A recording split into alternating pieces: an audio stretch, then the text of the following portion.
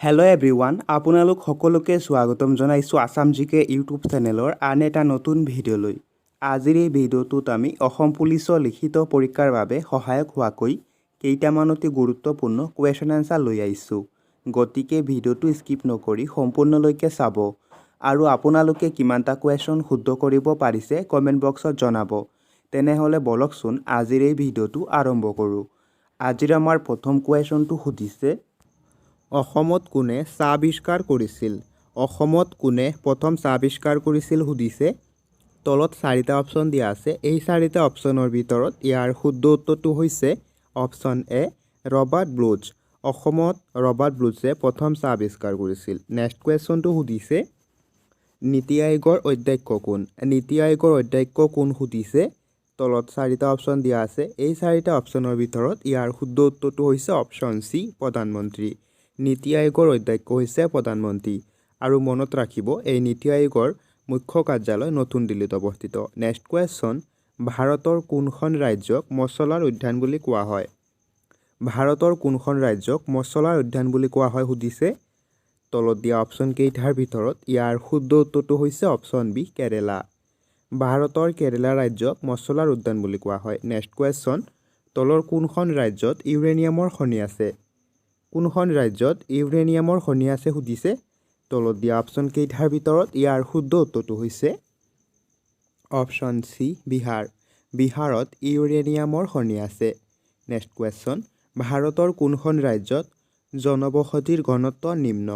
ভাৰতৰ কোনখন ৰাজ্যত জনবসতিৰ ঘনত্ব নিম্ন সুধিছে। তলত দিয়া অপশ্যন কেইটাৰ ভিতৰত ইয়াৰ শুদ্ধ উত্তৰটো হৈছে অপশ্যন ডি, অৰুণাচল প্ৰদেশ। অৰুণাচল প্ৰদেশত জনবসতিৰ ঘনত্ব নিম্ন। নেক্সট কুৱেশ্যন, আন্দামান নিকোবৰ দ্বীপপুঞ্জত মুঠ কেইটা দ্বীপ আছে? তলত দিয়া অপশ্যন কেইটাৰ ভিতৰত ইয়াৰ শুদ্ধ উত্তৰটো হৈছে অপশ্যন এ, 219টা। আন্দামান নিকোবৰ দ্বীপপুঞ্জত মুঠ 219টা দ্বীপ আছে। নেক্সট কুৱেশ্যনটো সুধিছে, ভাৰতৰ বৃহত্তম ৰেল ষ্টেচনটোৰ নাম কি? ভাৰতৰ বৃহত্তম ৰেল ষ্টেচনটোৰ নাম কি সুধিছে। তলত দিয়া অপশ্যন কেইটাৰ ভিতৰত ইয়াৰ শুদ্ধ উত্তৰটো হৈছে অপশ্যন এ, হাওৰা। ভাৰতৰ বৃহত্তম ৰেল ষ্টেচনটোৰ নাম হৈছে Howrah rail station. Next question, Hiuen Tsang অসমলৈ অহাৰ সময়ত কামৰূপৰ ৰজা কোন আছিল? তলত দিয়া অপশ্যন কেইটাৰ ভিতৰত ইয়াৰ শুদ্ধ উত্তৰটো হৈছে option C, Bhaskar Varman. Hiuen Tsang অসমলৈ অহাৰ সময়ত কামৰূপৰ ৰজা আছিল ভাস্কৰ বৰ্মন। নেক্সট কুৱেশ্যন, কোন চনত অসমীয়া ভাষাটোৱে ৰাজ্যিক ভাষাৰূপে স্বীকৃতি পাইছিল? তলত দিয়া অপশ্যন কেইটাৰ ভিতৰত ইয়াৰ শুদ্ধ উত্তৰটো হৈছে অপশ্যন এ, 1961 চনত। 1961 চনত অসমীয়া ভাষাটোৱে ৰাজ্যিক ভাষাৰূপে স্বীকৃতি পাইছিল। নেক্সট কুৱেশ্যন, কেন্দ্ৰীয় মন্ত্ৰীসভাত মন্ত্ৰীত্ব লাভ কৰা প্ৰথম অসমীয়া মহিলাগৰাকী কোন?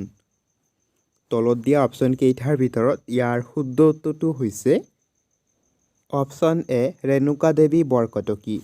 কেন্দ্ৰীয় মন্ত্ৰীসভাত মন্ত্ৰীত্ব লাভ কৰা প্ৰথম অসমীয়া মহিলাগৰাকীৰ নাম হৈছে ৰেণুকা দেৱী বৰকটকী। নেক্সট কুৱেশ্যনটো সুধিছে, নাঙলৰ আৱিষ্কাৰ প্ৰথমে ক'ত হৈছিল? নাঙলৰ আৱিষ্কাৰ প্ৰথমে ক'ত হৈছিল সুধিছে। তলত দিয়া অপশ্যন কেইটাৰ ভিতৰত ইয়াৰ শুদ্ধ উত্তৰটো হৈছে অপশ্যন বি, মেছোপটেমিয়া। মেছোপটেমিয়াত নাঙলৰ আৱিষ্কাৰ হৈছিল। নেক্সট কুৱেশ্যন, কোন দেশত পোনপ্ৰথমে ধান খেতি আৰম্ভ হৈছিল? তলত দিয়া অপশ্যন কেইটাৰ ভিতৰত ইয়াৰ শুদ্ধ উত্তৰটো হৈছে অপশ্যন বি, চীন দেশত। চীন দেশত প্ৰথমে ধান খেতিৰ আৰম্ভ হৈছিল। নেক্সট কুৱেশ্যনটো সুধিছে,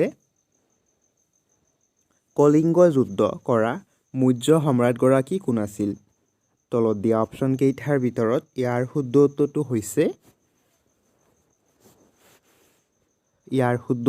হৈছে অপশ্যন এ, অশোক। কলিংগ যুদ্ধ কৰা মৌৰ্য সম্ৰাটগৰাকী হৈছে অশোক। নেক্সট কুৱেশ্যন, চন্দ্ৰকুমাৰ আগৰৱালাই সম্পাদনা কৰা আলোচনীখনৰ নাম কি? তলত দিয়া অপশ্যন কেইটাৰ ভিতৰত ইয়াৰ শুদ্ধ উত্তৰটো হৈছে অপশ্যন চি, জোনাকী। চন্দ্ৰকুমাৰ আগৰৱালাই সম্পাদনা কৰা আলোচনীখনৰ নাম হৈছে জোনাকী। নেক্সট কুৱেশ্যন, বিশ্ব ডাকঘৰ দিৱস কেতিয়া পালন কৰা হয়? তলত দিয়া অপশ্যন কেইটাৰ ভিতৰত ইয়াৰ শুদ্ধ উত্তৰটো হৈছে অপশ্যন এ 9 অক্টোবৰ বিশ্ব ডাকঘৰ দিৱস 9 অক্টোবৰ তাৰিখে পালন কৰা হয়। নেক্সট কুৱেশ্যন চুকাফা দিৱস কেতিয়া পালন কৰা হয়? তলত দিয়া অপশ্যন কেইটাৰ ভিতৰত ইয়াৰ শুদ্ধ উত্তৰটো হৈছে অপশ্যন বি 2 ডিচেম্বৰ। চুকাফা দিৱস 2 ডিচেম্বৰ তাৰিখে পালন কৰা হয়।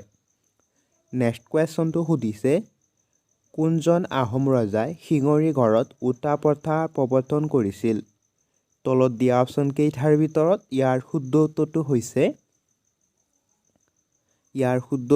হৈছে অপশ্যন বি চুদাম্ফাই শিঙৰি গড়ত ওটা প্ৰথা প্ৰৱৰ্তন কৰিছিল। নেক্সট কুৱেশ্যন আলাবৰ ৰণ কোন চনত সংঘটিত হৈছিল?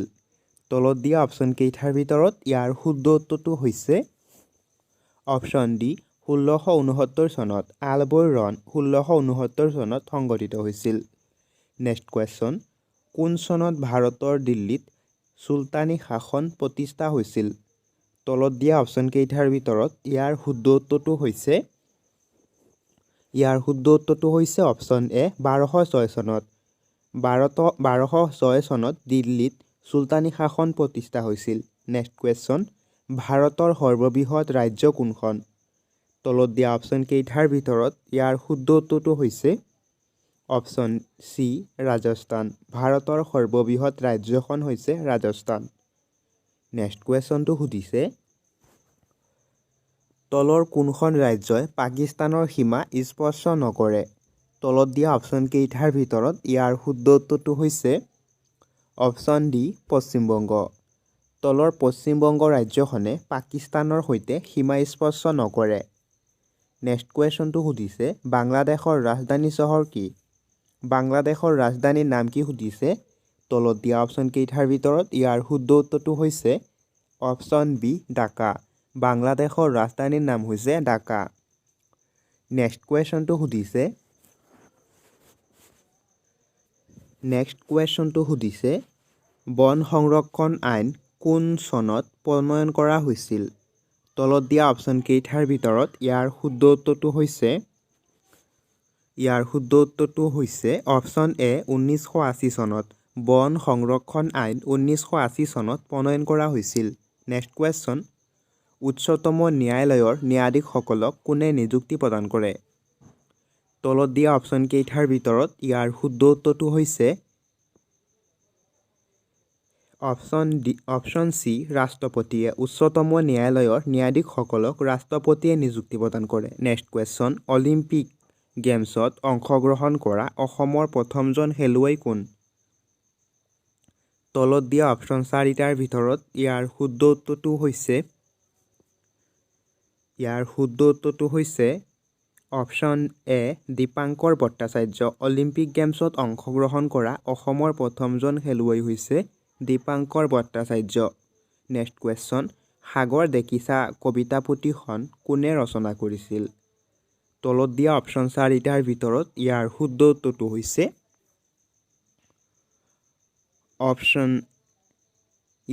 উত্তৰটো হৈছে অপশ্যন চি দেৱকান্ত বৰুৱা। সাগৰ দেখিছা কবিতা পুথিখন দেৱকান্ত বৰুৱাই ৰচনা কৰিছিল। নেক্সট কুৱেশ্যন তলৰ কোনখন চহৰক আনন্দৰ চহৰ বুলি কোৱা হয়?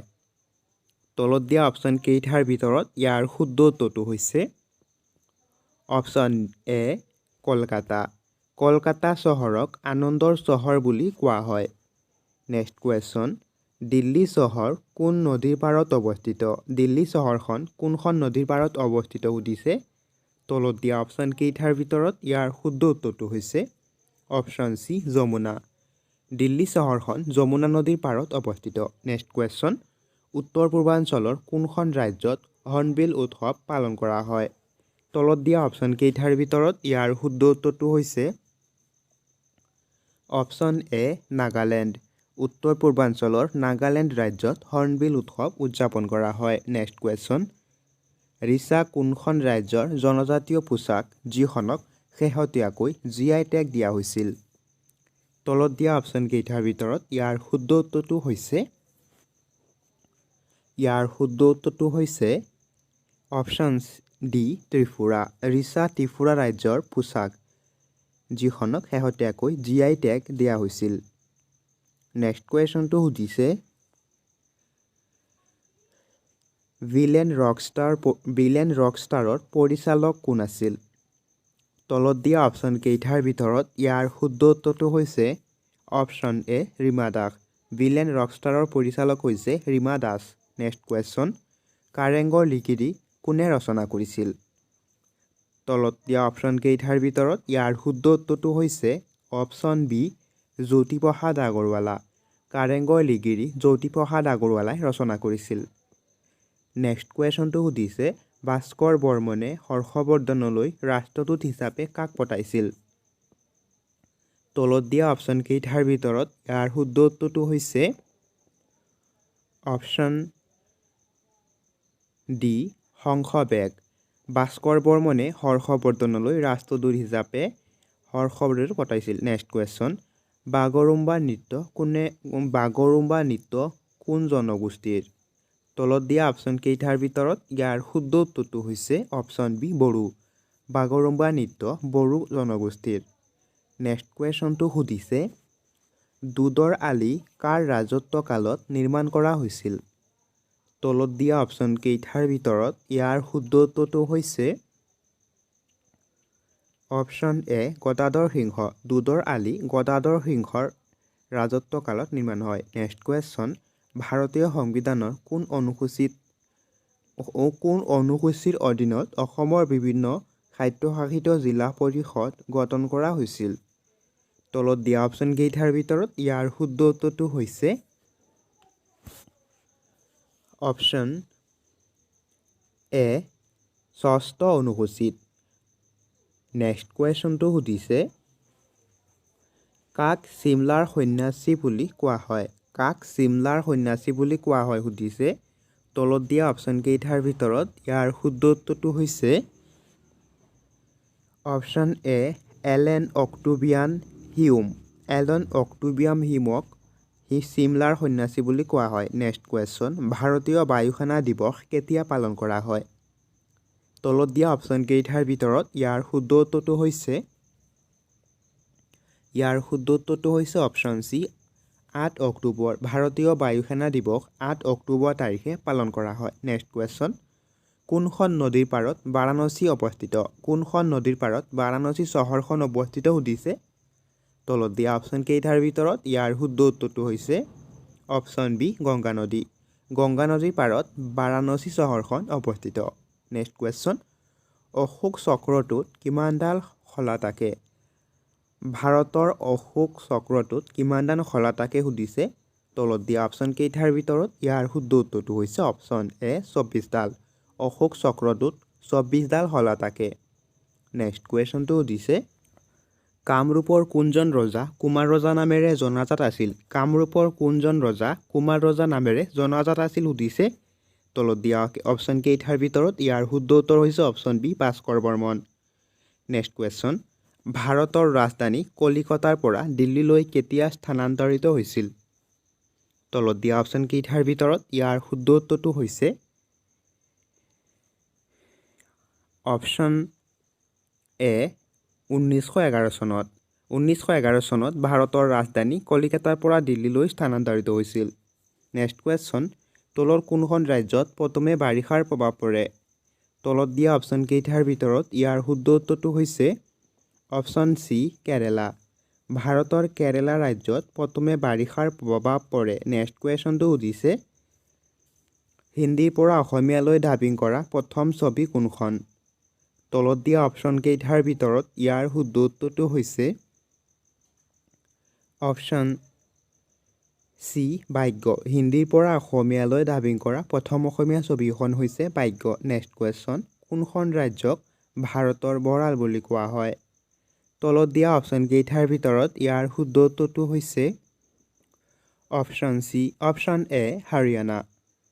হাৰিয়ানা ৰাজ্যক ভাৰতৰ ভঁৰাল বুলি কোৱা হয়। নেক্সট কুৱেশ্যনটো সুধিছে ভাৰতৰ সৰ্বাধিক কুঁহিয়াৰ উৎপাদনকাৰী ৰাজ্য কোনখন? ভাৰতৰ সৰ্বাধিক কুঁহিয়াৰ উৎপাদনকাৰী ৰাজ্য কোনখন সুধিছে। তলত দিয়া অপশ্যন কেইটাৰ ভিতৰত ইয়াৰ শুদ্ধ উত্তৰটো হৈছে অপশ্যন ডি উত্তৰ প্ৰদেশ। ভাৰতৰ সৰ্বাধিক কুঁহিয়াৰ উৎপাদনকাৰী ৰাজ্যখন হৈছে উত্তৰ প্ৰদেশ। নেক্সট কুৱেশ্যন, ৰাজ্যপাল হ'বৰ বাবে নিম্নতম বয়স কিমান হ'ব লাগে? তলত দিয়া অপশ্যন কেইটাৰ ভিতৰত ইয়াৰ শুদ্ধ উত্তৰটো হৈছে অপশ্যন এ ৩৫ বছৰ। ৰাজ্যপাল হ'বৰ বাবে নিম্নতম বয়স ৩৫ হ'ব লাগে। নেক্সট কুৱেশ্যন, মুখ্যমন্ত্ৰীক কোনে নিযুক্তি দিয়ে?